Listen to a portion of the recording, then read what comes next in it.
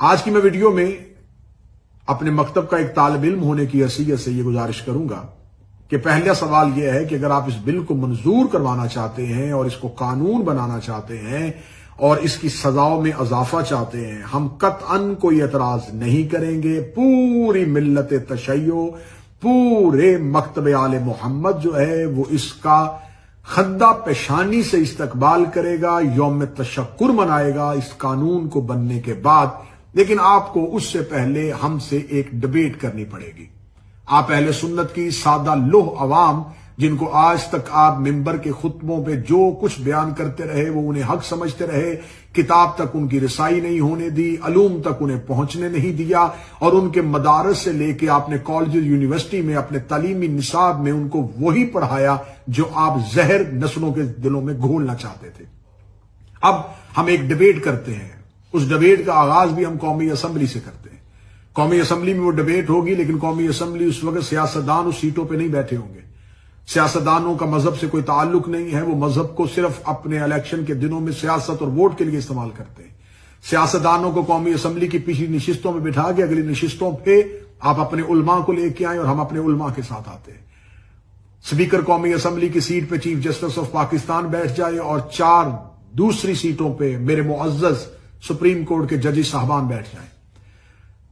Supreme court کے chief justice صاحب کے سامنے اسپیکر کی کرسی پہ ان کے ٹیبل کے اوپر صرف قرآن ہو، اور قرآن بھی وہی جو آپ کی مساجد میں پڑا ہوا ہے، قرآن بھی وہی جو سعودی عرب سے چھپا ہوا ہے، ترجمہ آپ ہی کے علماء کا ہوگا۔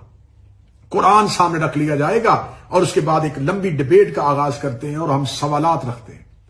یہ سوالات سوشل میڈیا پہ میں سادہ لو اہل سنت، وہ عوام جو جن کو سمجھانے کی کوشش کی جا رہی ہے کہ شاید شیعہ جو ہیں وہ اس بل اور قانون سے اس لیے گھبرا رہے ہیں کہ وہ صحابہ کی توہین کرتے ہیں۔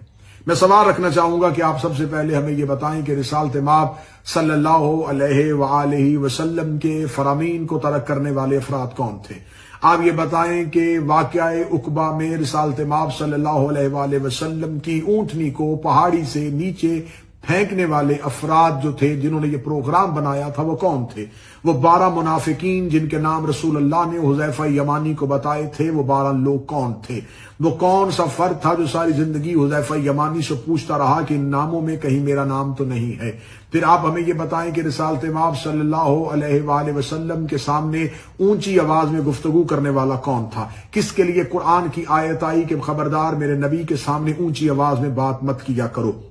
وہ کون سے لوگ تھے جو ازواج مطہرات کی عزت نہیں کرتے تھے اور خدا کو قرآن میں نص دینی پڑی؟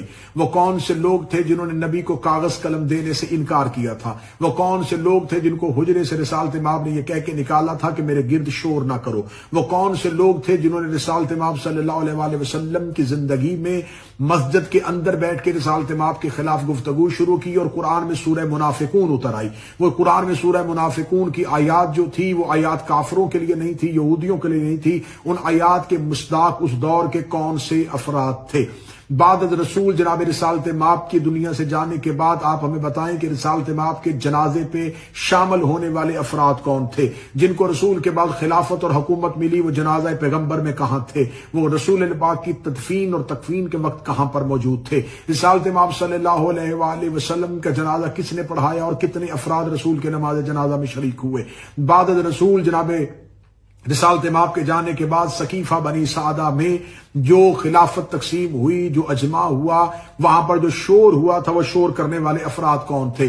سعد بن عبادہ انصاری قبیلہ خزرج کے سردار کو وہاں پر مکوں، تھپڑوں اور ٹھڈوں کے ساتھ مارنے والے افراد کون تھے؟ جن لوگوں نے بیعت خلیفہ کی نہیں کی تھی، ان کے خلاف شورش برپا کرنے والے کون تھے؟ منکرین زکوٰۃ کا بہانہ بنا کر قبائل پہ حملہ کروا دینا اور مالک بن نویرہ کو قتل کرنے والا فرد کون تھا؟ کون تھا جس نے مالک بن نویرہ کو قتل کرنے کے بعد ان کی زوجہ کے ساتھ زنا بالجبر کیا تھا؟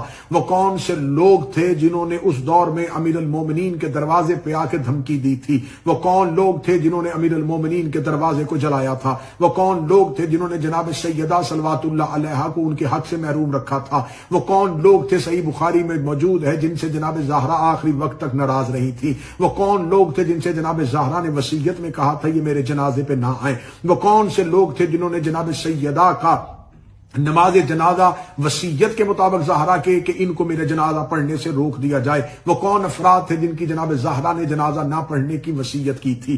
وہ کون سے افراد تھے جنہوں نے امام حسن علیہ السلام کے جنازے پہ تیر برسائے تھے؟ وہ کون سے لوگ تھے جنہوں نے امام حسن علیہ السلام کے خلاف قیام کیا تھا؟ وہ کون سے افراد تھے جنہوں نے امام حسین علیہ السلام کے خلاف بیعت یزید کی تھی؟ وہ کون سے افراد نے جنہوں نے یزید کا ساتھ دیا تھا؟ وہ کون سے افراد تھے جو ہر دور میں آئمہ کے مقابل کھڑے رہے؟ وہ کون سے لوگ تھے جنہوں نے مدینہ میں واقع حرہ پہ بیت اللہ اور مسجد نبوی کی توہین کی تھی؟ یہ تمام سوالات جواب طلب ہیں۔ ان تمام سوالات کے جواب جب آپ کو مل جائیں گے، اور وہ تمام افراد، ہم شیعوں کی کسی سے ذاتی دشمنی نہیں ہے، کسی نے ہمارا باپ دادا قتل نہیں کیا ہوا، کسی نے ہماری جائیدادوں پہ قبضہ نہیں کیا ہوا، ہم لڑ رہے ہیں تو اہل بیت کے حقوق کے لیے، ہم لڑ رہے ہیں تو رسول اور رسول کے خاندان کے حقوق کے لیے۔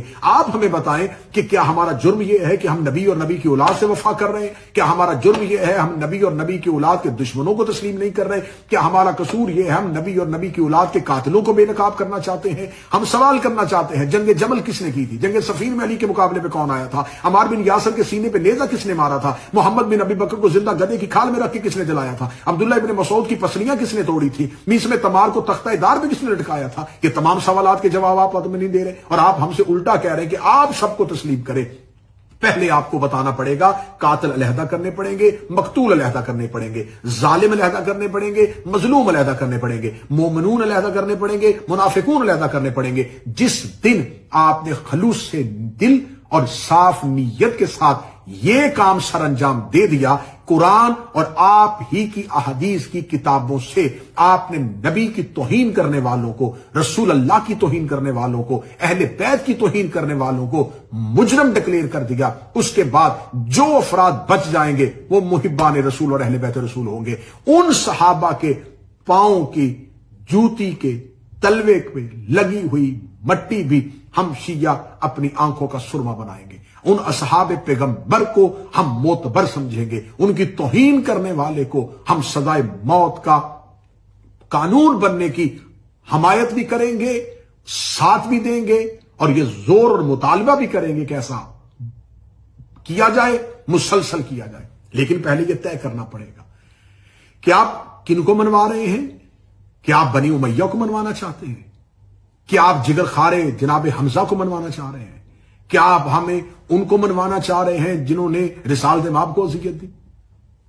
میرا سوال ہے کہ یہ بل لے کے کون آیا؟ جماعت اسلامی کے ایک رکن قومی اسمبلی۔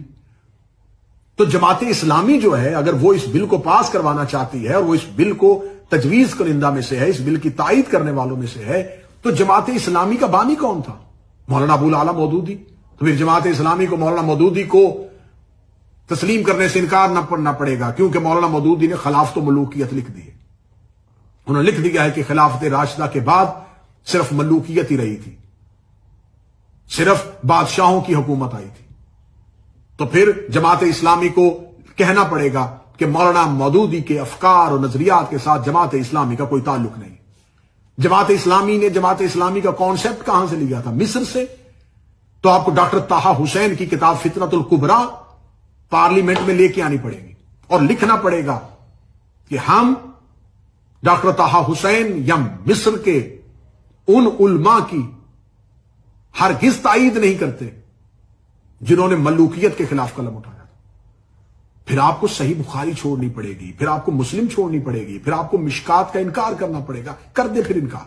دو رستے ہیں، یا آپ اپنی ان کتب کا انکار کریں کہ ان تمام کتابوں میں جو لکھا ہے وہ تمام کتابوں پر لکھا ہوا غلط ہے، اور ہم ان تمام کہ ہم بخاری کے نظریات سے، ہم مسند کے نظریات سے، ہم احمد بن حنبل کے نظریات سے، ہم امام مالک کے نظریات سے، ہم ابن خلدون کے نظریات سے، ہم شبلی نعمانی کے نظریات سے، ہم مولانا ابو العلا مودودی کے نظریات سے سب سے ہٹ کے ہیں، تو پھر آپ کوئی اور فرقہ ہے۔